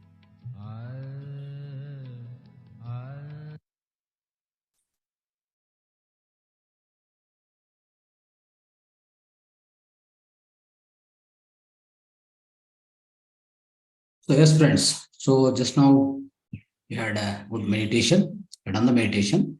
So now let's understand the holistic lifestyle. Part of the holistic lifestyle, I would like to teach about the uses of using of the salt in our daily life. Friends, many a times we have got confused and wrong conception, misconception that by eating salt we get BP. We never get BP. It may be little damaging to the blood pressure. Of course, by eating more and more salt, nobody will eat more salt because it's not tasty. Try to understand the BP, sugar, all the whatever all other diseases, BP, sugar, cancer, all these things is caused due to the excessive amount of sweet, that is excessive amount of the glucose and sugar, my dear friends. So with the help of with the eating of more salt doesn't give the disease called BP. It is a misconception. But so anyway, the salt, what is the intake of salt? What kind of salt you need to eat? How much you need to eat? So this we need to understand scientifically. So friends, the salt, especially the salt is available in the daily eatables, right from your so-called vegetables, spinaches, and, and also in your rice, wheat, whatever you are eating, all the grains and pulses, everything, the ingredient, they all have, as an ingredient, the natural salt is always available. That is more than enough, in fact. That is more than enough. What will happen is, for the taste of food, what you eat, you also add little amount of salt. That is why it should not be a saltish. You can add little salt. Should not be so saltish, my dear friends. Because already all the vegetables, all the pulses and grains and rice, all these things, what you are eating, you are getting a natural salt into your blood, into your system, body, physical body. So that is more than enough. What is the importance of salt? The salt is nothing but, so it provides the what you called potassium, sodium chloride. Actually, we call it as a sodium chloride. Sodium chloride and potassium. These things are essential for our metabolic chemical reactions within our body. It is required. Without salt, without that particular thing, the chemical reactions will not happen properly. So it's important. At the same time, it is not too important. It's not too critical also. That is why start taking less amount of salt along with the all other dishes. Try to reduce the quantity. Friends, what is the salt which we are eating? Let's understand more on that. See, the salt what we are eating most of the time, table salt. That is fine salt, the fine powder. We are buying it as a Tata salt, some other brand, whatever it may be. We are buying it and we are using it. There is a problem. There is a problem. So that is what we need to be clear about this particular salt. So what will happen is the salt what we are using, it is a table salt which is prepared, which is made by the factories, and also to have a long shelf time, long storage time. What they do is, when this also of course made from the sea salt only, but they take the sea salt. What will happen is sea salt, if pure sea salt has got characteristics that if it is just kept on the table, how to identify whether it is a pure sea salt or a chemical salt? By placing a salt on the table in the open small container, what will happen is it try to absorb the moisture from the climate and then it gets melted. That is the original salt, my dear friends. The originality of the salt you can identify like that. So the other salt, what it is, that is a table salt. You just try understanding in the hotels, in the many of the offices, or many of the kitchen, they use this table salt, iodine salt. It's called iodine salt. Again, the iodine, they are adding the iodine, and they are adding the dangerous chemical. I will tell you, it's called desiccant. Desiccant is the chemical which they add to the sea salt, then they create then they manufacture this particular table salt is a fine salt, fine powder. Why they use that chemical? I will tell you. This chemical is used in order to avoid the moisture consumption from the atmosphere. And whatever the salt they prepare, the salt packets, they have to give a long shelf time. Otherwise, how do they sell in the market? This is called industrialization, globalization, industrialization, whatever happens. So they want to keep it for longer time. That is the motto of all corporate companies. So that is what happened. They give long shelf time by adding this chemical called desiccant. What happens is, if you eat, so one particular a tablespoon of this particular so-called salt, let's say 3 grams of salt you are eating, for example, you get 250 milligrams of desiccant chemical goes in your body. It is going to create a lot of damage inside you. That is why it is dangerous to eat table salt, my dear friends. 3 grams, out of 3 grams of salt, table salt, you get 250 milligrams of desiccant chemical along with that. Every chemical salt particle, this particular iodine salt, table salt, every particle of that salt is surrounded by the chemical component, chemical coating, which is called desiccant. So try understanding this, try to avoid this. Then what is the alternative? Alternative, I'm telling, reduce the salt intake first of all. It is available very much with all your ingredient, all the vegetables and pulses and grains and rice and wheat, whatever. So go with the natural salt likewise. And then secondly, you can use a pure sea salt. I told you how to identify the pure original salt. So go with it. If it is available very much for you, please take it.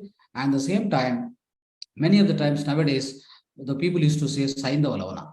Use Saindava Lavana. What happens is nowadays, in many of the organic shops, they sell it as Saindava Lavana. Again, the problem is there. It is not a pure Saindava Lavana which they are selling. That also you need to be careful. Whatever the rock salt or sea salt which is available, original one, you can use it. Try using it. And reduce the salt intake first of all. That's the primary condition. The Saindava Lavana is actually, original Saindava Lavana is available from the mountains. In Himalayas and all, what happened? At some point of time, the flooding of the sea gone to the mountain levels, and then it is going to deposit all the water which goes to the mountain. They formed as a mountains, the salt mountains, which is called Saindava Lavana. That's what we call it as Saindava Lavana, which we get from some of the supermarkets, some of the organic shops. But be sure about that quality. Without knowing that surety of the quality, we will not be sure that we are eating a right salt through the food. Okay, so this is what about the salt and its characteristics and uses, my dear friends. Let's understand one mudra today, part of our mudra therapy. Friends, we try to learn till yesterday up to prana mudra we have learned. All those mudras are called developmental mudras, sustaining mudras. Anybody who is healthy, unhealthy, they all can practice all those 6 mudras what I taught from the beginning day. Try to understand. So it means those are all called developmental mudras. They can be used, a healthy person can also practice those mudras like Gnana Mudra, Prithvi Mudra, Vayu Mudra, Dhyana Mudra. All these are Udhana Mudra. All these are 6 mudras I taught you. They are all sustaining mudras and development mudras. Everybody can practice 10 minutes each mudra in everyday basis. It is always good for you. So let me tell you more about this daily routine. For example, you woke up in the morning, you practice meditation. Likewise, you participate in satsang. Then you have time now. After you are cleansing and bathing, what you can do? You can sit in front of the tulsi tree if you have it. Then do some omkar if you have it. If you know the omkar, how to practice it, you just make a omkar sound, chant it, chant with omkar, sit in front of your tulsi tree. What will happen is tulsi supplies a lot of oxygen. All your carbon dioxide from your lungs will be evacuated by chanting omkar mantra. Your lungs gets so robust, it becomes robust. All your carbon dioxide from the lungs gets evacuated. And at that point of time, do the Jnana Mudra while chanting the Omkar. Omkar chanting when you are doing, do the something, do one mudra, that is Jnana Mudra, for 10 minutes. Doing this is going to help you a lot. Friends, other than that, probably after your breakfast, what you do is practice Prithvi Mudra for 10 minutes. It's all about general health, I am telling. You have no disease, general health. Practice your Prithvi Mudra for 10 minutes. After your lunch, once you finish the lunch, then you practice Apana plus Vyana Mudra. So that means you are going to practice this again, these mudras, two mudras which you are practicing, Apana and Vyana Mudra, they are for your own better digestion, all these things it will give you. So you can practice that. So that is after lunch. That also again 10-15 minutes you can practice. Apana Mudra you can do, or Vyana Mudra, or combination of that. You can do both also. Right? So then goes to in the night time, before going to bed, you can practice one mudra, which I am going to teach you later. That is Sunya Vayu Mudra. Sunya Vayu Mudra, in order to have a better sleep and sound sleep. So that is going to help you a lot, friends. So this is how the practice of mudras each time in a daily routine as a general health you can practice. That's what the developmental mudra. Now coming back to therapeutic mudras. Today we are going to start therapeutic mudras. What are the therapeutic mudras? Try understanding these therapeutic mudras. Therapeutic mudras are practiced only when you have particular disease. When you have disease, any disease, practice this mudra for 15 minutes at one shot. If not, you can divide into 15 minutes each time, 3 times. And then followed by every time, whenever you are doing any therapeutic mudra is practiced against a disease. If you are practicing this mudra, you got reduced, that ill health is gone out of you, then you have to stop doing this mudra. You are not supposed to continue this mudra. Whenever you get a pain or whenever you get a disease, whatever the disease it may be, your jaundice, headache, migraine, or diabetes, or a cancer, or whatever the disease it may be, every disease has got its own therapeutic mudra, my dear friends. Therapeutic mudra, any mudra, that must be followed by prana mudra. Prana mudra must be practiced for 15 minutes. If you have divided the 15 minutes into 3 times, divide the prana mudra time also into 3 times. 5 minutes each you do. Morning, afternoon, evening. Otherwise, in one shot, if you are able to do for 15 minutes. 15 minutes, that for a particular therapeutic mudra, which will resolve your problem. Once the problem is solved, you must discontinue this mudra, my dear friends. So this is what we need to do as a part of therapeutic mudra. So I told many a times earlier also, what is the mudra you are practicing for diabetes control? What is the mudra you are practicing for your own so-called blood pressure? So for blood pressure, you are doing it, and for diabetes also you are doing different mudras. There are all separate mudras which I explained in the earlier classes. Please practice them as a part of your therapeutic mudra. So today we are going to learn one mudra which is Apana Vayu Mudra. Today it is also called Mrita Sanjeevani Mudra. Okay, so why it is called Mrita Sanjeevani Mudra? Sanjeevani Mudra or Mrita Sanjeevani Mudra means it saves a person from heart attack. The person who is dying, it will save the life of him. That is why we call it as Mrita Sanjeevani Mudra, my dear friends. It is also called Apana Vayu Mudra. This is a combination of Apana Mudra and Vayu Mudra. So Vayu Mudra, you know how to practice it. Apana Mudra, you also know how to practice it. What it does is, it tries to this mudra particularly, it tries to give tries to reinforce the blood flow to the heart. That is why you will come out of the heart pain or a chest pain, heart attack, or whatever it may be. It is so much therapeutic. It is very, very effective. We call this mudra as a ICU. It's a intensive care unit mudra. So use this mudra whenever you have the following symptoms. I will try to explain you. There are many applications. So basically, this mudra is going to bring the lot of blood circulation to the heart. So that is how you are going to eliminate many problems, my dear friends. So that is why this mudra, some of the applications, some of the benefits I will tell you, you just make a note of, or you remember, or watch the video again. So try to understand these are the benefits. But whenever you have anybody gets symptoms of heart attack, this mudra will act like an injection and helps the person to recover from the pain instantly. it reduces the excessive gas from the stomach and makes the heart muscles to work efficiently. What happens is many a times the heart get congested by the stomach gas. A lot of gas happen in the stomach. It gets congested. Then the heart gets pained. Heart get into the in the arteries and nerves of the heart gets congested. So then heart attack gets started. So the moment you get that kind of symptoms, this will act as a injection, my dear friends. Then comes to chest pain, tiredness, perspiration is happening. So all this will be reduced immediately. This mudra removes the blocks in the blood veins. This cures constipation. And all your irregular heartbeats will be avoided, reduced, regularized. Even little pain in the chest region is pacified this mudra. One starts anning, and what happens is when you start doing this mudra, whatever the chest pain you have, whatever the gas formed within the chest, it gets released in the form of anning by start practicing this mudra particularly. The formation of mudra I am going to explain you at the end. The friends, it's also called Mrita Sanjeevani Mudra, I told you. So it saves the person from the death, right? All the kind of headaches due to the lack of sleep, mental worries, overexertion, the problem with the blood circulation, all these are relieved in a great way. If anybody is having a urination blocked, friends, this mudra is going to help a lot.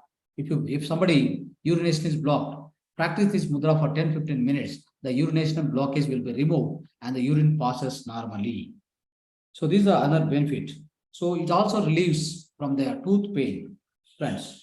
And also, this particular mudra cures arthritis, spondylitis, Parkinson, on this kind of paralysis also, that this kind of disease also it start removing, okay, start reducing, my friends. This, especially the varicose vein pain is there. Somebody is having that kind of pain. You can practice this mudra along with Hridaya Mudra. I'm going to explain Hridaya Mudra later. So combination of these particular mudras, if you start practicing, what happens is your varicose vein pain will be immediately reduced. Okay. So these are some of the benefits of this mudra. How to practice this mudra? Let's just please observe me. Okay. See, this is Vayu Mudra. Vayu Mudra is what? Touch the base of your thumb finger. Touch the base of your thumb finger with the index finger. Okay. That is your air element, Vayu element. That's why Vayu Mudra. So this is Vayu Mudra. You're touching the base of the thumb. Then you're also touching the middle finger, ring finger, thumb, the tip of those fingers. Touch the tip of your thumb finger, and the other finger, little finger, is extending outward. Okay, this is the mudra. Keep on your thighs and start practicing. Okay, see like this. This must be practiced with both hands, my dear friends. It must be practiced with both hands always. Okay, so this can be practiced for 50 minutes each time. Whenever you have this kind of symptoms, please practice for 50 minutes. And even 15 minutes, 10 minutes also makes a lot of difference. And the moment the heart issue starts, keep this mudra, immediately it gets relieved. In almost in seconds, you'll come out of the situation, my dear friends. It's so helpful. But if it is so urgent or so emergency, you always take consultation with you go to the doctor, go to hospital, not a problem. But keeping this mudra, you go there. Okay, you will get the great relief, or might be by the time you go there, it is get completely relieved and removed, then you can come back. So that kind of effect is there with this mudra, my dear friends, upon a Vayu Mudra. So friends, now let's have questions and sharing of your experiences before ending the session. Yes. Ashok Babu sir.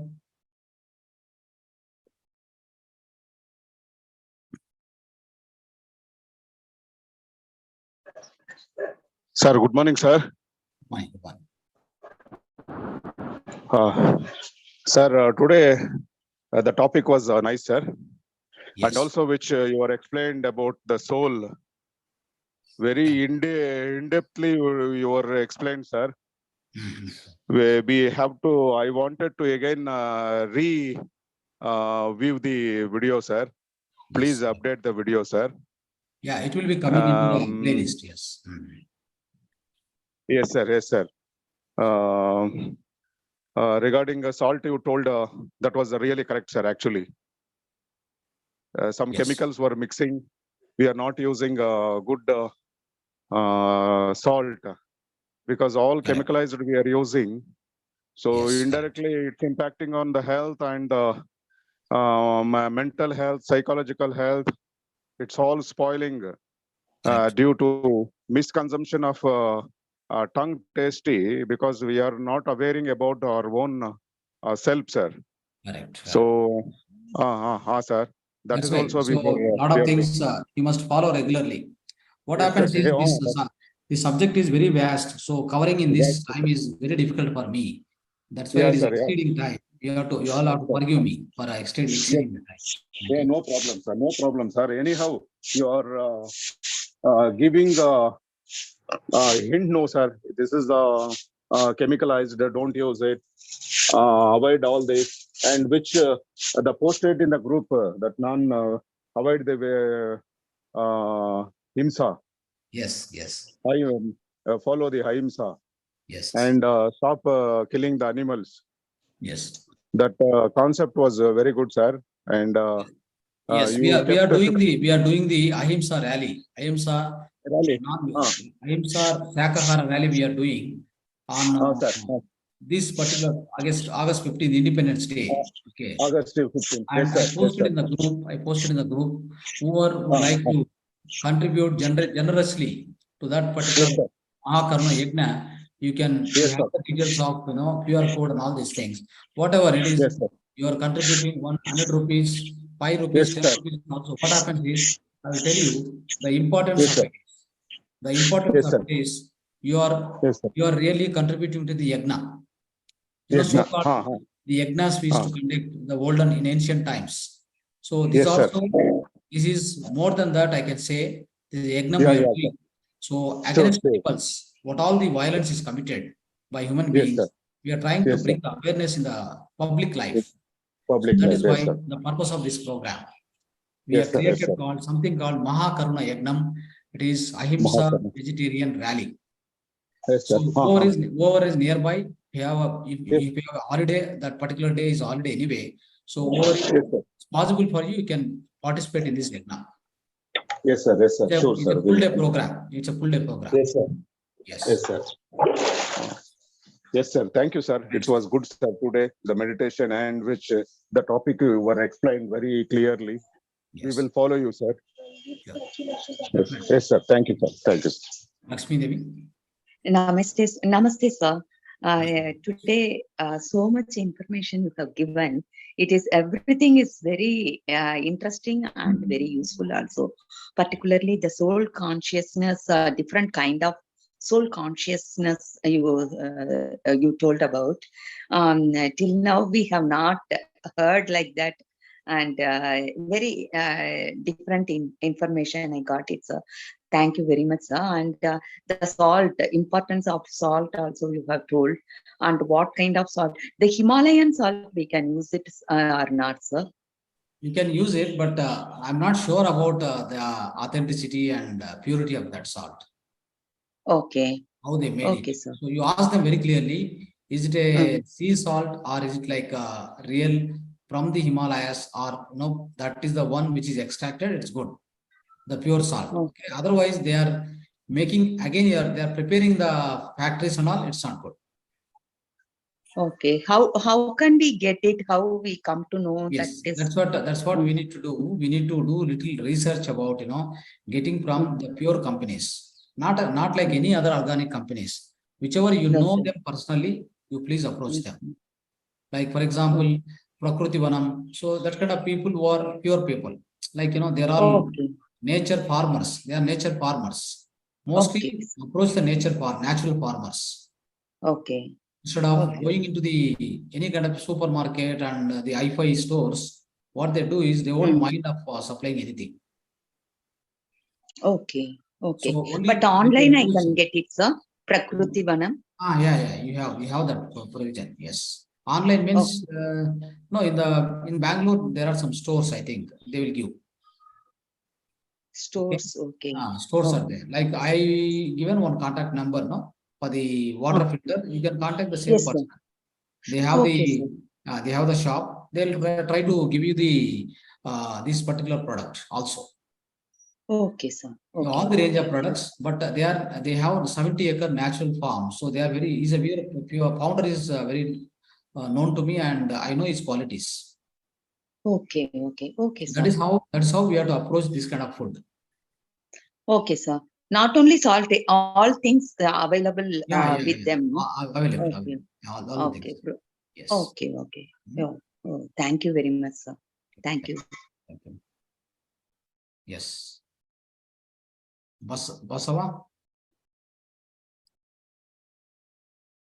Divinesh. No, sir. No questions, sir. Namaste. Yes, ma'am. Okay. Puspa. Yes. Yes, ma'am. Tell me. ఎలా ఉంది class అంతా? బాగుంది sir. So class అంతా అర్థమైంది. Okay. So ఎక్కడ మన youngsters స్కూల్కి వెళ్ళారా? అవునండి. Okay, right, good. సో మంచిగా మీరు అన్ని కాన్సెప్ట్స్ ఫాలో అవుతున్నారు. అవును sir. Very good, very good, good, right మా. సో ఎనీ క్వశ్చన్స్, ఏమైనా క్వశ్చన్స్ ఉన్నాయా? లేదండి. Right, right, good, thank you. And Thank you, Kavitha. Yeah, namaste, sir. Yeah, today, whatever you told, that is tumba deep. We have to go through it again and then understand the soul conscious various stages. Yes. So, yeah, I think in one sitting I can't understand, so I have to keep revisiting and make effort to understand. You need to watch the video again and again, because what happens is this concept of soul consciousness and soul evolution and stages. The entire concept itself comes on that particular day through my higher masters. I get it. I never study so much on this. I get it while I'm talking. It is just flowing inside me. I can't create any concept here. Yeah. It's not created with me. Okay. It comes through me. It will be passed to you. The class starts, the class ends by the masters, not me. Okay. Yes. One must read this. Even in fact, I have to go and again watch myself. Okay, that is the kind of Okay, sir. situation. Okay. Yes. Thank you, sir. Yes, thank you. Maumita.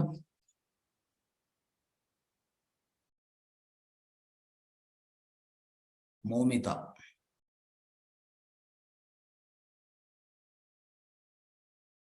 Yes. Seatal. Somebody can speak. Yes. Srinivas Madapa.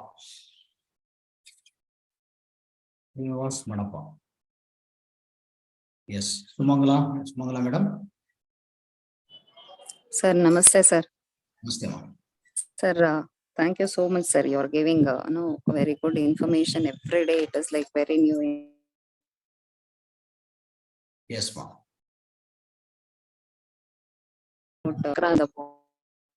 Okay.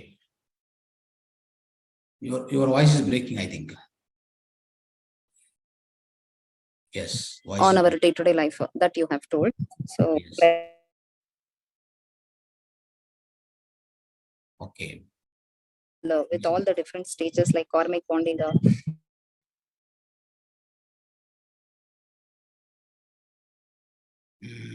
Okay, fine.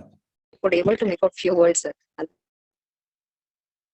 Your voice is breaking, ma. Your voice is breaking. I think you are in a Good journey. verbal things, sir. You are in the journey, I think. Most of your voice is breaking. Yes. Okay. Able to join continuously. Okay. Fine. The good information you've given. So some. Yes. Sweta Sagar. Sweta Sagar. An impact.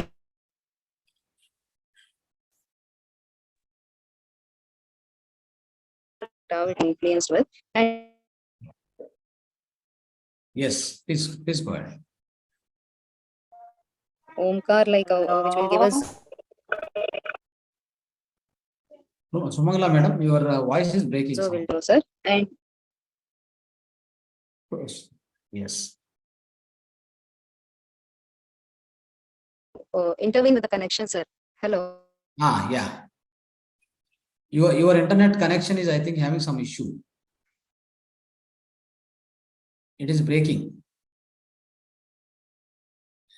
Okay. Continuously, sir. Yeah. Okay. Useful for our. Sweta Sagar can speak. Yes.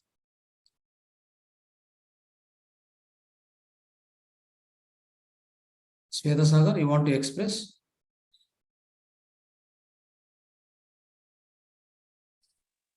Thank you, sir. Yes, Momita madam. Yes, sir. What I felt that we need to revisit the videos every time so that if we get more. Yes, ma'am. Because every time I am listening to the videos, I am seeing it with a new light, with new understanding. So it's making me very happy. I am at peace.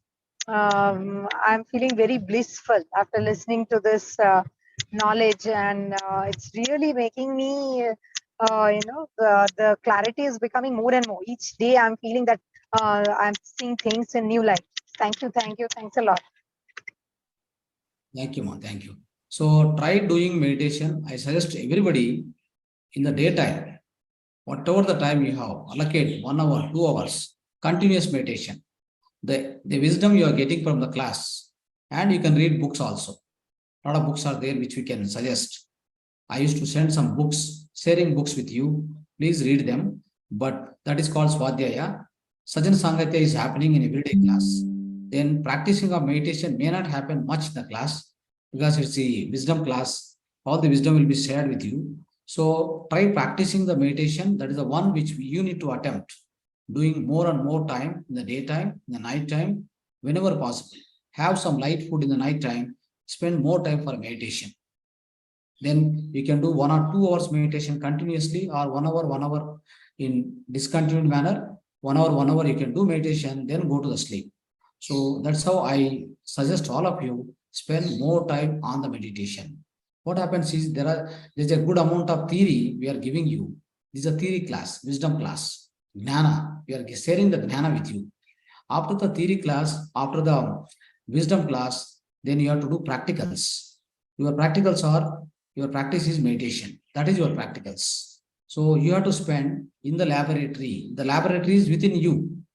You are the laboratory. You have to spend more time within your laboratory. That is called true meditation. In the meditation, spend more time. That means you are spending good amount of practicals you are doing with yourself. That is meditation. Please do that as much as possible. As much as possible. Yes. Right. Okay. So Varsha would like to express.